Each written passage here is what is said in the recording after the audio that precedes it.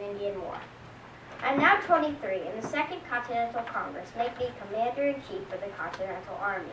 After a year of planning and fighting, the Continental Army and I forced the British out of Boston. We finally defeat the British, and I decided my time was over. In 1783, I resigned as Commander-in-Chief. I helped the Congress and decide the form of government.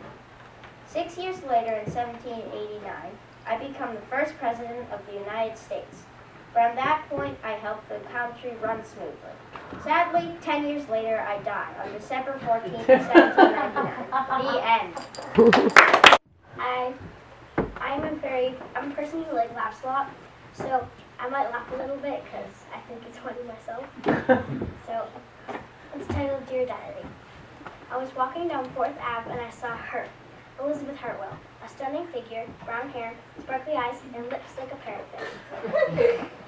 When we locked eyes, I could tell she was the one. I gathered my strength and said, "Good day, Miss Hartwell." "Hello, Mr. Sherman," she replied. Would you like to join me at the summer ball?" "Why, Mr. Sherman, I'd be delighted to join you." "Great, see you tomorrow night." "Farewell," we said in unison. I finally got her, I thought. She was mine. 7 years later. "Will you marry me?" "Yes, my darling, I love you." I loved her with all my heart until sadly on October 19th, 1760, my love Elizabeth passed on. I had 7 children with her. Then a wonderful lady named Rebecca Prescott came along. I married her on May 12th, 1763, and I had 8 children with her. In May 1793, I was diagnosed with typhoid fever.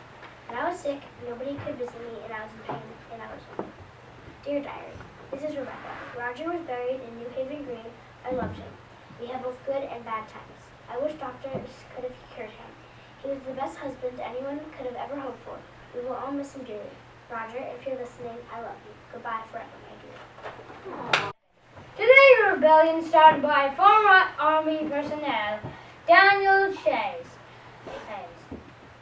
Thousands of farmers gathered around to listen on a plan of federally attacking the government in Springfield. As one civilian yelled out, "They treat us like dogs!" and also law.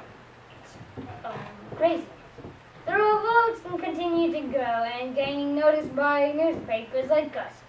This revolt failed, but created controversy and suspected imprisonments.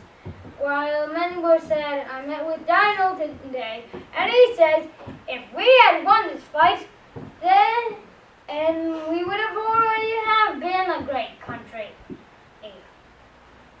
Many ranchers and merchants and farmers became bankrupt and broke. Many living on the streets of Boston and Concord today.